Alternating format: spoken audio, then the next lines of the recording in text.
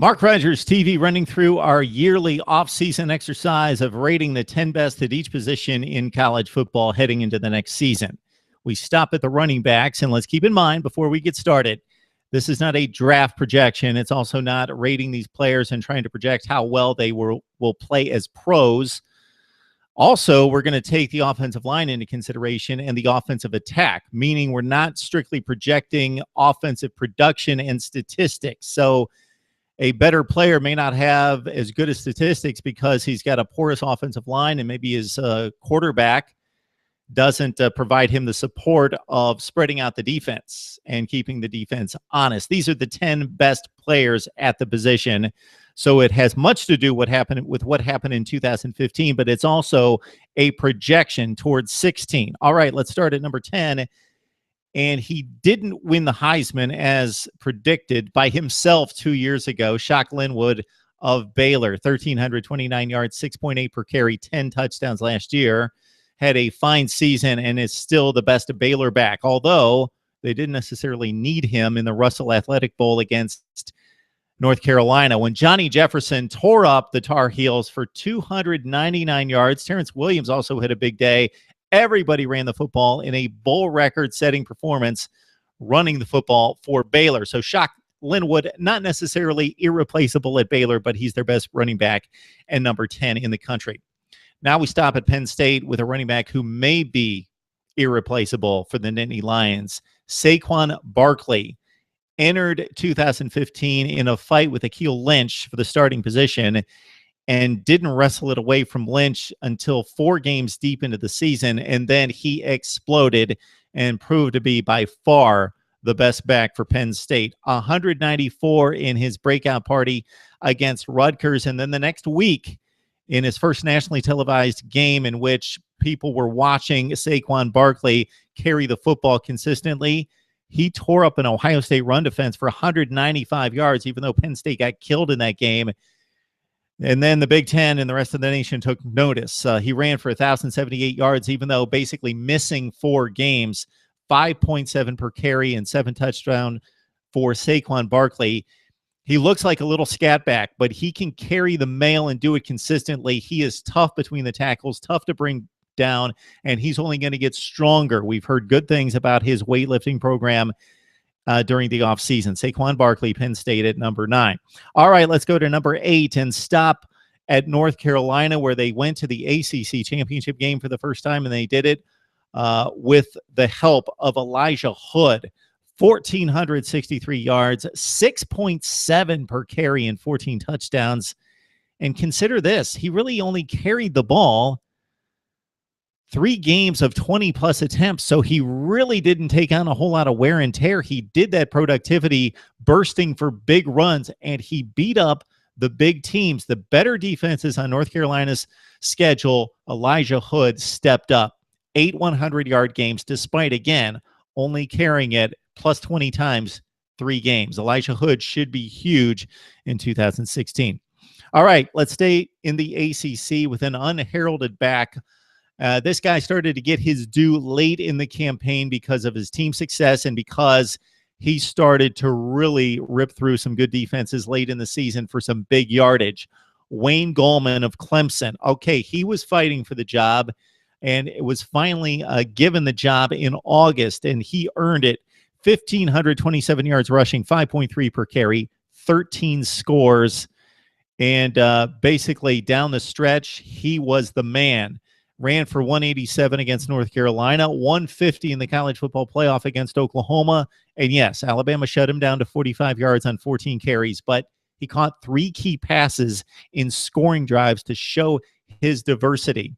And nobody runs against Alabama. Nobody runs against Alabama. Wayne Gallman didn't, but he played extremely well. And considering a key early season win for Clemson on the road on a Thursday night at Louisville, Deshaun Watson had a poor game, and he ripped up the Cardinals, a very good defensive front. 2 of those players drafted in the NFL, 139 yards rushing on the road at Louisville in a key win.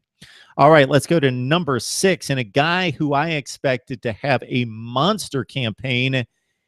And yes, he's somewhat disappointed following the 400 yards plus against Kansas. And I know that that doesn't mean a whole lot, but we saw a beast in Samaje Perine in 2014. He followed it up with a fine season this past year, 1,300 yards, 6.0 per carry, 16 touchdowns. Going to be interesting to see him in 2 of his first 3 games against Houston on the road and against Ohio State, and see if Oklahoma can really rely on him. He had some decent runs and played well the first couple series against Clemson, and then the Tigers bottled him up, and he really wasn't a factor in that game. And, of course, they got behind in the second half, and he was completely taken out of the game. But consider what the Cougars did against Dalvin Cook. 18 carries for 33 yards against Dalvin Cook in the bowl game. Let's see what Houston has in store for Samaje Perine if he gets off to a good start in the opener against Houston in 2016. All right, let's break into the top 10. Now into the top 5 with Nick Chubb of Georgia. Of course, he got hurt last year, was expected to do tremendous things, a Heisman Trophy candidate, had that huge season 2 years ago in 2014 when Todd Gurley got hurt, and he took it over for 1,500 plus yards, 7.1 per carry. That should be an eye-opener right there. 7+ yards per carry in the SEC, and he scored 14 touchdowns and finished the campaign off with that huge game against Louisville when Hudson Mason was hurt and Georgia was going with a backup quarterback at that point. Nick Chubb got off to a big start in 2015. He was averaging over 150 yards per game through the first 4 contests, including a $146 against Bama. And I know that that game was a rout, but still, a $146 on 20 carries against Bama is huge. Then he got hurt against Tennessee, and we will see Nick Chubb back at it and hopefully sound and ready to go this fall. All right, at number 4, this back, we throw around the term beast at times, but this guy can be exactly that, especially in this conference. Against the Pac-12, Royce Freeman, sometimes it dominates defenses. Sometimes it's just not fair. 1,836 yards, 6.5 per carry, 17 touchdowns. Came out of the backfield to catch 26 and 2 touchdowns. Got off to a weak start. Check out the first 4 games. The loss at Michigan State, they bottled him up for about 3.8 per carry, 24 for 92 yards. But down the stretch, when Oregon caught fire, and they had Adams back in the lineup at quarterback and ripped off 6 consecutive wins to finish off at 9-3. He was dominant. Royce Freeman, once shared carries with Byron Marshall, hit the scene with 1,000 yards as a freshman. Now he is the man in Eugene and looks to have an even bigger season in 2016. All right, we're at the top 3, and we're talking elite college football stars, all-time great players here. Number 3, Christian McCaffrey. And you may say, Mark, you said Christian McCaffrey should have won the Heisman last year. Why is he not your number 1 running back? Well, he was the number 1 player in 2015. Talking about catching the ball out of the backfield, which I do consider here in my running back rankings, but as a kick and punt returner, he was exceptional and changed games for Stanford to the point where teams would not kick to him late in the season. He was the best player in college football in 2015. I'm projecting him to be the 3rd best running back in college football in 2016. Ran for 2,000 yards, 6 even per carry. Do the math. He carried it a lot. 8 touchdowns. They gave it to other backs, most notably Ronald White. Got a lot of carries inside the 5-yard line, kind of took some scores away from Christian McCaffrey. He actually touched the ball more than Derrick Henry did last year when you consider kick returns, punt returns, and catching 41 passes. He was exceptional. Really only had a down game against Notre Dame, and that's because they completely sold out and keyed on him. Had just a marginal game there, but exploded again against a really strong Iowa defense in the Rose Bowl. Had a huge day there, close to 400 all-purpose yards against the Hawkeyes. And this all coming after a marginal 2 games out of the gate, not really due to his fault, just didn't get the ball much. 66 and 58 yards against Northwestern in Central Florida. Christian McCaffrey, an all-time great. Should have won the Heisman last year.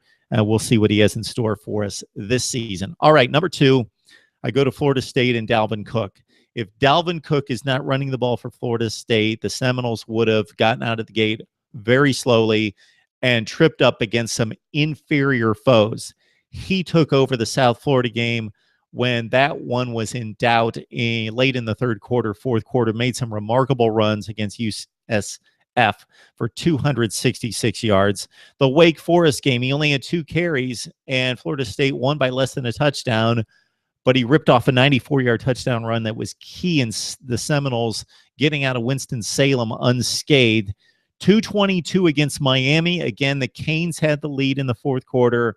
He took over the game in the fourth quarter. He's a monster. Even the Clemson game, all eyes on Dalvin Cook. Sean McGuire wasn't posing much of a threat against the Tigers defense. He still ran for 194 against Clemson and the big 75-yard touchdown to get things opened up. Dalvin Cook, the man at Florida State, the number 2 running back in college football. All right, that leads us all to LSU and Leonard Fournette. Not a big surprise here. 1,900 yards, almost 2,000 yards, 6.5 per carry, 22 touchdowns. He even caught 19 passes out of the backfield and gained almost 10 yards per pass completion. Every game was great. Every game for Leonard Fournette, except the game in Tuscaloosa against Alabama. And if you watch the game film, I'm sure college football fans mostly watched this game. He did not have a chance. 19 for 31, and he had to break like an 18-yarder in the second half when the game was out of hand in the fourth quarter just to get to 31 yards. Alabama was all over him. He can't run against the Alabama defense if he gets no blocking. But that game took him out of serious Heisman contention, and it's a shame. But that's the way things go. So for Leonard Fournette to win a Heisman, or any of these guys to win a Heisman, they got to compile the stats. The stats have to be huge. Plus, your team has to win games. They've got to win big games, and you've got to come through in the big moments with big plays and special plays against the better teams in the big moments. And that could be what Leonard Fournette needs to do, not only to win the Heisman, but to get Les Miles and LSU a division championship and back to Atlanta in the SEC. All right, that's my top 10 running backs. College football, Shock Linwood at 10. Saquon Barkley at 9. We got Elijah Hood at 8. Number 7 is Wayne Gallman. At 6, we go with Samaje Perine. With number 5, Nick Chubb. 4 is Royce Freeman. We got Christian McCaffrey at 3, Dalvin Cook at 2, and the number 1 running back in college football heading into 2016 is LSU's Leonard Fournette. Those are my thoughts on the top 10. Would need to hear from you right now on Mark Rogers TV.